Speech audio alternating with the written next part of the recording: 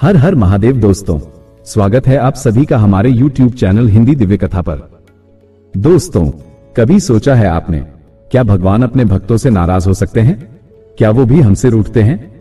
जब हम गलती कर बैठते हैं, जब पूजा अधूरी रह जाती है, तो क्या भोलेनाथ हमें माफ नहीं करते? एक दिन माता पार्वती ने स्वयं भगवान शिव से यही प्रश्न किया, और जो उत्तर भगवान शिव ने दिया, वो सिर्फ उत्तर नहीं था, वो एक ऐसी भावुक कथा थी जो हर सच्चे भक्त के हृदय को छू लेती है। आज मैं आपको सुनाने जा रहा हूं वही अलौकिक कथा, जिसमें है सच्ची भक्ति, मासूम प्रेम और उस भोले बाबा की करुणा, जो अपने भक्तों के आंसू से भी पिघल जाते हैं। यह है भक्त की पुकार, एक ऐसी कथा जो आपको शिव के और भी करीब ले जाएगी। तो चलिए दोस्तों, कथा का आरंभ करते हैं। दोस्तों, ज्यादा अच्छे से अनुभव करने के लिए आंख बंद कर ले और हेडफोन लगाकर सुनिए।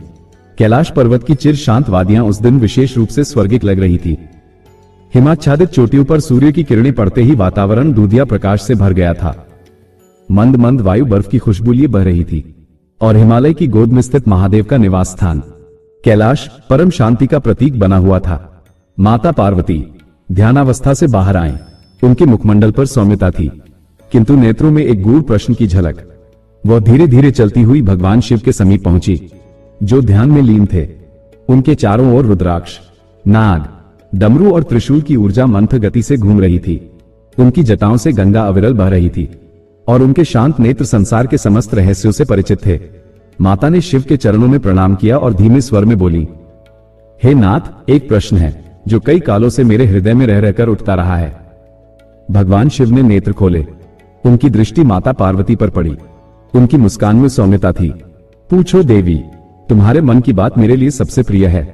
माता ने कुछ क्षण मौन रहकर कहा, आप संहार के देवता हैं, महाकाल हैं और आपने संसार के असंख्य पापियों का विनाश किया है, परंतु आपने अनेक बार अपने भक्तों को क्षमा भी किया है। मेरा प्रश्न यह है, क्या आप कभी अपने किसी सच्चे भक्त से नाराज होते हैं? क्या ऐसा संभव है कि कोई भक्त यदि कुछ भूल करे तो आप उसे दंड देते हैं? यह सुनकर भगवान शिव कुछ क्षण मौन हो गए। उनकी दृष्टि आकाश की ओर चली गई, जैसे वे स्मृति के विशाल सागर में उतर रहे हों। फिर उन्होंने गहरी श्वास ली और मुस्कुराते हुए बोले, देवी, तुमने बड़ा सुंदर प्रश्न पूछा है। मैं रुद्र भी हूं और भोलेनाथ भी। मैं संहार करता हूं, परंतु मेरा हृदय अपने भक्तों के लिए वात्सल्य से भरा रहता है। तुम्हारे प्रश्न का उत्तर मैं एक कथा के माध्यम से दूंगा। वह कथा मेरी आत्मा के बहुत निकट है, क्योंकि उसमें भक्ति का वह रूप है जो मेरी आत्मा को भी स्पर्श कर जाता है। माता पार्वती की आंखों में जिज्ञासा चमक उठी। उन्होंने अपने स्थान पर बैठते हुए कहा, कृपया बताइए प्रभु, मैं उस कथा को सुनना चाहती हूं जो आपके हृदय को स्पर्श करती है। भगवान शिव ने अपनी करुणामयी दृष्टि पर्वतों के पार कहीं दूर की ओर डाल दी। उनकी गूंजती हुई गंभीर वाणी ने वातावरण को भक्ति में डुबो दिया। यह कथा एक ऐसे बालक की है जिसे संसार ने अनदेखा किया, लेकिन उसकी भक्ति ने मुझे विवश कर दिया कि मैं कैलाश छोड़कर उसकी झोपड़ी में उतर आऊं। यही कथा है उस सच्चे प्रेम की जो केवल पूजा पाठ या विधि विधान से नहीं, बल्कि टूटे हुए दिल से की जाती है। सुनो देवी, कथा है दीपक की भक्ति की। और फिर आरंभ हुआ वो अनमोल प्रसंग। सदियों पहले की बात है। हिमालय की तराई में बसा था एक छोटा सा गांव, नवग्राम। वहां रहता था एक निर्धन बालक, दीपक। मां बाप का साया सिर से बचपन में ही उठ गया था। जीवन का कोई सहारा नहीं था, पर फिर भी दीपक के चेहरे पर निरंतर एक मासूम मुस्कान रहती थी। वह दिन भर गांव के मंदिर की सफाई करता, फूल बीनता और जंगली बेलों से भगवान शिव के लिए माला बनाता। उसकी झोपड़ी टूटी फूटी थी, मगर एक कोना पूरी तरह भोलेनाथ के लिए समर्पित था। वहां एक मिट्टी से बना छोटा सा शिवलिंग रखा था, जिसके पास दीपक हर सुबह उठते ही बैठ जाता और कहता, भोले बाबा, आज भी तुझसे कुछ नहीं मांगूंगा, बस इतना कर देना, जब तू मुस्कुराए तो मैं देख सकूं। उसकी पूजा में कोई शास्त्रीय विधि विधान नहीं था, ना कोई बड़े ब्राह्मण, ना अभिषेक के पात्र। उसके पास केवल एक टूटा हुआ कमंडल था, जिसमें वह पास की नदी से जल भर लाता और मिट्टी के शिवलिंग पर चढ़ा देता। वो कभी बेलपत्र सही दिशा में नहीं रख पाता, कभी मंत्र उच्चारण गलत कर देता, पर उसकी आंखों से बहती सच्ची भक्ति भगवान तक सीधी पहुंचती थी। गांव के लोग उसका मजाक उड़ाते, अरे ये भी कोई पूजा है?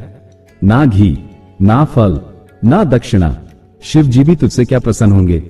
एक दिन गांव के मुखिया ने मंदिर में बड़ा यज्ञ करवाया। पंडित बुलाए गए, वेदों का उच्चारण हुआ, घी की धारा बहाई गई। पूरे गांव ने उस यज्ञ में भाग लिया, लेकिन दीपक वहीं मंदिर की सीढ़ियों के बाहर बैठा रहा, आंखों में नमी लिए। एक वृद्ध ने पूछा, बेटा तू अंदर क्यों नहीं गया? दीपक ने सिर झुकाकर कहा, मेरे पास ना चढ़ाने को कुछ है, ना देने को दक्षिणा। मैं बस इतना चाहता हूं कि भोले बाबा मेरी बात सुन ले। रात को झोपड़ी में बैठा दीपक आंखें बंद कर भगवान शिव से बातें कर रहा था। भोले बाबा, सब कहते हैं तू सच्चे मन की सुनता है, फिर मेरी क्यों नहीं सुनता? तू मेरे पास कभी आता क्यों नहीं? उस रात दीपक की आंखों से अनगिनत आंसू बहे। वो भूखा था, थका था, लेकिन उसकी भक्ति में कोई कमी नहीं थी। और ठीक आधी रात को जब पूरा गांव सोया था, दीपक की झोपड़ी में एक तेज प्रकाश फैला। शिवलिंग के पास एक दिव्य आकृति प्रकट हुई, त्रिशूल, जटा, गंगा और गले में सर्प। दीपक की आंखें नम थी, पर अचानक उनमें चौंकने की जगह शांति आ गई। उसने हाथ जोड़े और सिर झुका दिया। भोले बाबा, तू आ गया? भगवान शिव स्वयं प्रकट हुए। उनकी आंखों में प्रेम था। दीपक, तुमने कभी मुझसे कुछ नहीं मांगा, कभी शिकायत नहीं की। तुम बस हर रोज मेरा इंतजार करते रहे, कभी सूखे फूलों से तो कभी एक लोटा जल से। तुम्हारी भक्ति ने मुझे विवश कर दिया। मैं कैलाश छोड़कर यहां आया हूं तुम्हारे पास। दीपक फूट फूट कर रोने लगा। लोग कहते हैं आप नाराज हो जाते हो। मैं भी डरता था, कहीं कुछ भूल गया तो आप रुष्ट ना हो जाएं। भगवान शिव ने आगे बढ़कर दीपक का सिर सहलाया और बोले, जो मुझसे प्रेम करता है, मुझसे नाराज होने का भय नहीं रखता। मैं अपने भक्तों से कभी नाराज नहीं होता। हाँ, मैं परीक्षा जरूर लेता हूं, पर उस परीक्षा में जो टिक जाए वो मेरे हृदय का सबसे प्रिय होता है। वो क्षण अमर हो गया। कहते हैं अगली सुबह गांव वालों ने देखा कि दीपक की झोपड़ी से एक दिव्य सुगंध उठ रही है और वहां रखे मिट्टी के शिवलिंग पर जल की धार अभी भी झर रही थी, जैसे कोई अदृश्य हाथ उसे चढ़ा रहा हो। कैलाश पर शांति छाई हुई थी। भगवान शिव की वाणी अब धीरे धीरे रुक रही थी, जैसे उनकी आत्मा दीपक की उस भक्ति की स्मृति में डूब गई हो। माता पार्वती की आंखें भर आई थी। उन्होंने कोई शब्द नहीं कहा, कुछ क्षणों का मौन, जैसे स्वयं एक सत्य को स्वीकार कर रहा था। फिर भगवान शिव ने गहराई से देखा माता को और बोले, देवी, तुमने पूछा था कि क्या मैं अपने भक्तों से नाराज होता हूं? तो सुनो, उस रात जब मैं दीपक के सामने प्रकट हुआ, वो मेरी पूजा नहीं कर रहा था, वो बस अकेले बैठकर मुझसे बात कर रहा था। उसकी आंखों में आंसू थे, पर उनमें कोई शिकायत नहीं थी। उसका प्रेम निस्वार्थ था, और ऐसा प्रेम कोई साधारण हृदय नहीं कर सकता। माता पार्वती ने धीरे से पूछा, प्रभु, आपने उसे वरदान तो दिया होगा? भगवान शिव मुस्कुराए। उनके नेत्रों में वह करुणा थी जो केवल एक पिता के हृदय से बहती है। मैंने उसे कुछ नहीं दिया देवी, क्योंकि उसने कुछ मांगा ही नहीं। पर जो भक्त कुछ नहीं मांगता, उसे मैं वो सब दे देता हूं जो उसे कभी मांगने की जरूरत ना पड़े। वह बालक अब कहां है प्रभु? शिव की आंखें क्षितिज के पार चली गईं। वे बोले, वो अब शरीर में नहीं है, लेकिन उसकी आत्मा आज भी मेरी पूजा नहीं करती। वो मेरे साथ बैठकर मुझसे बातें करती है, जैसे पहले करती थी। माता पार्वती के नेत्र अब छलक पड़े। उन्होंने गदगद स्वर में कहा, आपने ये कथा सुनाकर मुझे वो समझ दिया जो शास्त्रों में भी नहीं मिलता। अब मैं समझ गई, आपकी नाराजगी दिखावा है।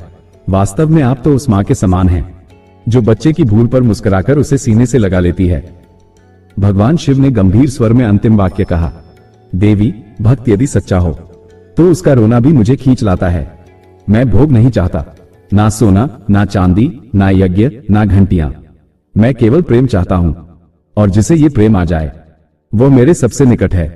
आज भी जब कोई टूटी झोपड़ी में बैठा भक्त आंसू से भीगा बेलपत्र अर्पित करता है, या जब कोई भूखा साधारण मानव नदी का जल लेकर कहता है, भोले बाबा, तू ही है मेरा आखिरी सहारा, तो भगवान शिव कैलाश से उठते हैं और चुपचाप उसके पास आकर बैठ जाते हैं, क्योंकि प्रेम के आगे कोई विधि नहीं चलती।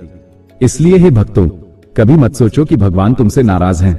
वो तुम्हारे क्रोध, डर और गलती से नहीं, तुम्हारे टूटे दिल की पुकार से जुड़े हैं। जहां प्रेम है वहीं शिव हैं, और जहां शिव हैं वहां दुख अधिक देर नहीं टिकते। तो दोस्तों, देखा आपने, भगवान शिव अपने भक्तों से नाराज नहीं होते।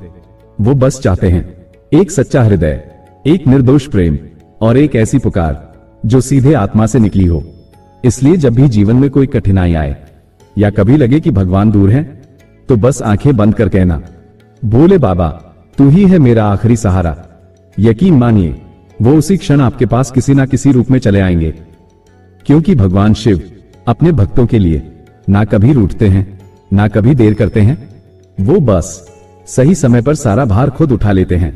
तो दोस्तों, अगर आपको ये कथा अच्छी लगी हो तो इस वीडियो को लाइक करें, अपने दोस्तों और परिवार के साथ शेयर करें और ऐसी ही आध्यात्मिक कथाओं के लिए चैनल को सब्सक्राइब करना ना भूलें। हम कल फिर मिलेंगे एक और नई कथा के साथ।